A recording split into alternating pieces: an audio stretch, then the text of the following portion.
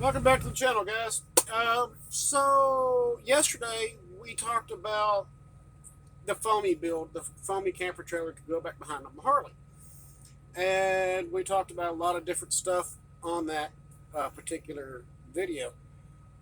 So I'm up here in Wisconsin right now, and I'm actually, I don't know how you pronounce this town. I don't know if you say Tama or Tomahawk. I don't know. Don't ask me. It's a weird damn name. Tomah, Wisconsin. However you want to pronounce it is up to you. I don't know. So I've been here for a little while. So during that time, I've also been doing some trailer subframe designs that we had talked about trying to keep it as light as possible. The only problem I see is that to keep it as light as possible, I'm going to have to build it out of thick wall aluminum, which means, unfortunately, the wife may shoot me when she finds out how much an aluminum welding machine is.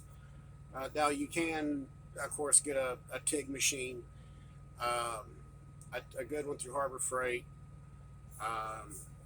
or I should say decent. You might even be able to get a MIG, and just if it has the reverse polarity in it and the different spool gun. Yeah, it's several $100s, and she might like literally flip her shit. Um, I'm not really too sure how I want to do this yet. If I do the subframe, now let me show you something because unfortunately, like I told y'all, I'm on my phone. I don't have my GoPro or any of my other stuff with me. Laptop out here on the road, it's just too much. So I use my phone for this. Um, so as we were talking in the first video yesterday, now I'm not sure. I will probably drop this video today or tomorrow. Not sure. Now, yesterday when we talked about the prices. We talked about all types of stuff. I did find the torsion axles, half axles, for 500 kilograms. Now, I did the math on that. 500 kilograms is going to roughly translate to like 1,103 pounds. 103, not 130.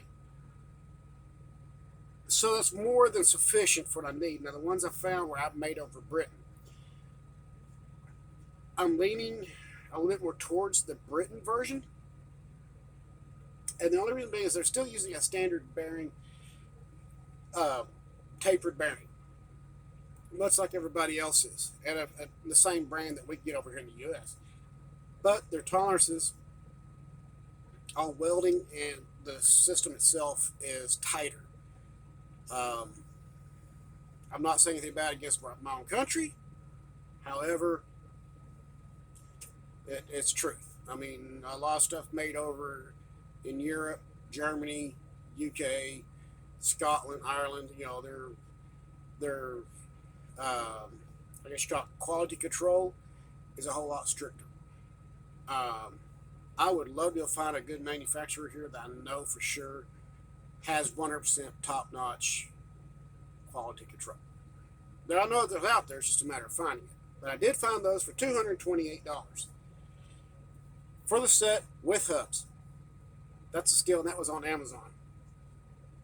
Um, the other thing I found, the small windows, which was a 12 by 14 for like, I think it was like $98 for the set for two of them, which two of them is all I really need for the trailer. I have not looked at the small AC yet because, God forbid, all I need is just a small one. I don't need no great big huge one. And that's all just strictly for, of course, summertime. Um, the top vent, a friend of mine looked it up.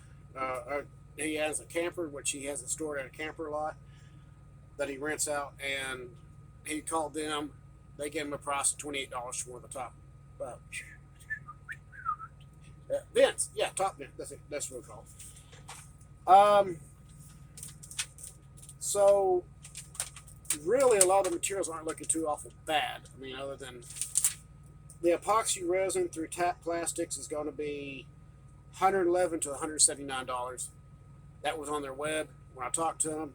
Like I said, because of the economy right now, it's going to vary. It could go up and down. So what I've been working on while I've been sitting here in Wisconsin, waiting on my next load, which being heavy haul may take a full day, sometimes a little bit longer. But I've been working on some different subframe designs. I don't know how I'm going to get y'all to see this because for some reason it will not turn around. Okay, so right here, this is my plan A. Everything's got a plan on it, okay?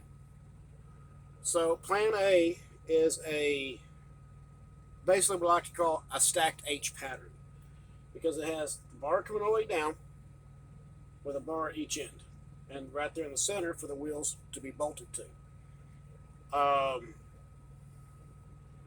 Plan B, just a basic T pattern. Right here, go across, and that's it. No extra bracing. Plan C was an A-frame style with the tongue a little bit more coming back, so it comes in and braces a little bit more right here. Well, these, if you notice, all the wheels are set in on this. Okay. The next one is I call it just a standard H pattern design. This one right here, get your bar for the wheel set on, come up, and one bar right there. This part back here has no weight. Then we have, yes, I've been putting a lot of thought into this, just so y'all know, Plan E, open deck. This is the one I really want to do. I think it's going to be the best one. Right here. Plan E, open deck. Half shafts right there. Here's your tongue. Run it down to almost the half shafts, which will be bolted in, and that would actually work as your bracing. And remember, all this flooring is 3/4 inch plywood. If I wind up having to go with the subframe, I'm going to change that to probably a half because of the weight. Plan F is just what I call the cross pattern. It's nothing more than a bar with the tongue on it that goes from front all the way to the rear, across the side right here for your half shafts to bolt up to.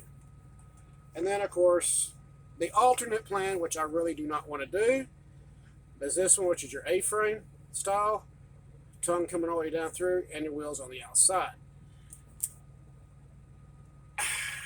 I'm really torn on all this because I know what's worked on my 76 trailer. Now, with all of this, with doing the open deck design, I can still stiffen it up if I have to. But that's going to require some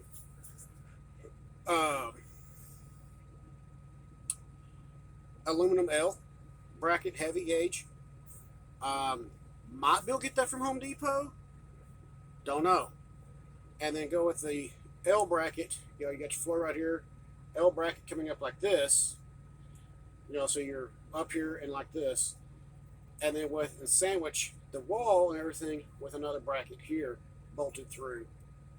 And every so often a bolt up here so that you're bringing everything together and stiffening it back up.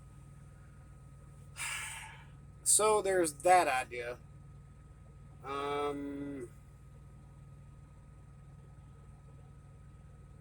Everything I have looked at so far doing, if I glue the foam shell straight to the board, when I fiberglass wrap it, y'all have to excuse my sinuses are driving me crazy up here in Wisconsin. If fiberglass wrap it, I need to wrap it all the way around. So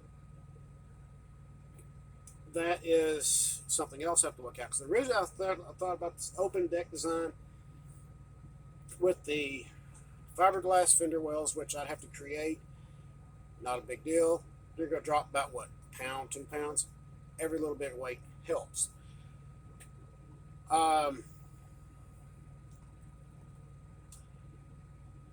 looking, which I took a measurement actually from my bed here in the truck, because this is about the size mattress I'm looking for. You know, I mean, it's not a true twin, but you know, hey, it's still the mattress that came in the truck. So, looking at that and measuring out the board, of course, the trailer could be shorter, could be longer, and it could be narrow too. But if I go with this style, a 4x8 is going to leave me, I think, if I measured right and calculated right, I should be able to do something inside, next to the bed, like a small foam shelf, fiberglass, you know, probably, I don't know, about, I don't know, a foot wide on each side. Nothing spectacular. And then, of course, like a shelf, you know, like this right here, with about this much space.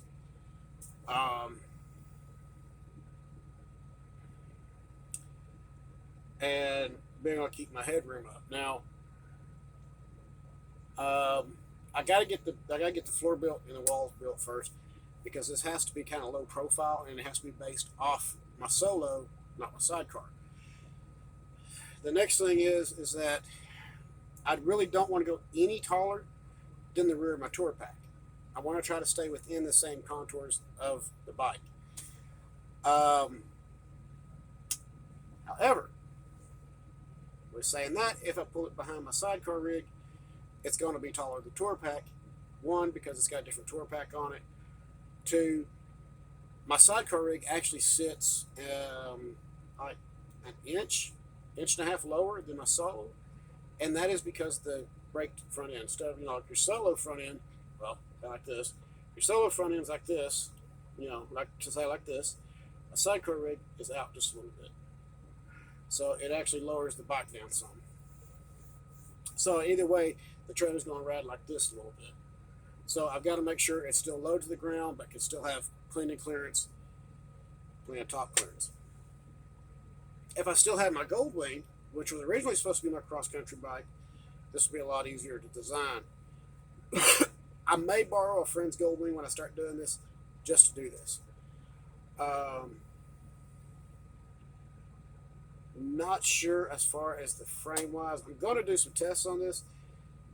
The open deck, I like it because you're actually dropping the weight. All these other designs, like the stacked H pattern, nothing more than what they do with campers anyways today.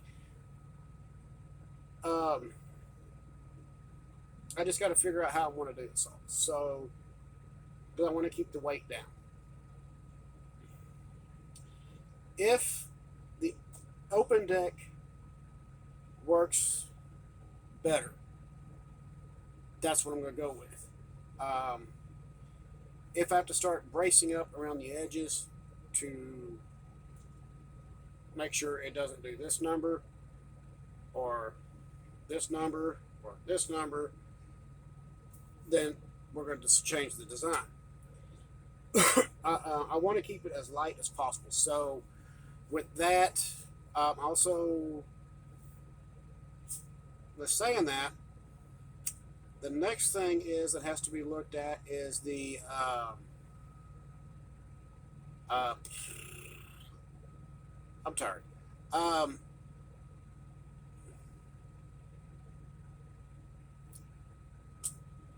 Just totally lost my train of thought. Thickness of the walls. Now I got to go down and kind of weigh it. I have looked at the Lowe's version and the Home Depot, and there is a big difference between the 1.5 inch, 2 inch, 1.5, and a half inch. If I have to wind up going with a subframe, either A-framed, H pattern, stacked H, T pattern, whatever I got to do to make sure this thing is safe and stable,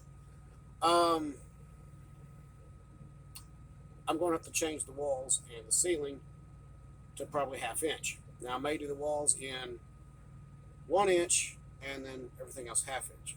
I don't know yet, because once it's fiberglass, it's going to stiffen up really hard. So something else I have to consider: flex. I don't care if you put 2-inch wood in there, it ain't gonna move. But you do 3/4 inch, it might move. It might not, depending on how you put it in. So that's something else that has to be looked at. There's a lot of factorings that have to go into this. I want to make sure it's safe to travel with, but also very sturdy. Uh, these designs were great. Not great for me, but some of y'all could not give me some different advices on stuff. Let me know what y'all think about some of the designs. You got A, B, C, D, E, F, G, which G is the complete alternative. I really do not want the wheels to the outside, but if they have to be, they will be. Drop some comments. Let me know what y'all think. Best pattern on this, if I can wind up going this way. And just tell me what y'all think. I mean, it's just, I'm not backing away from this. I've been working with this whole idea now for quite some time, taking it from what's up here to on paper. So that, and I'm also working on the design of the body itself, which that'll be another video I will do at a later date, because I got some ideas on that one. I will probably do that video Wednesday, maybe Friday. I don't know. We'll figure it out. But anyways, guys, if you like the content, like what I'm doing, hit the like button and subscribe. If you want to see what's coming on next, what I'm going to be doing next, hit the subscribe button, because I'm taking y'all along with me with this journey as we're doing this. And I want y'all to be as much as part of this build as it's just me. I want my people to be involved with this. That's me, all y'all. Anyways, as always, keep the shiny up, rub it down. I will see y'all on the next video and show y'all some of the body designs I'm looking at. Take it easy.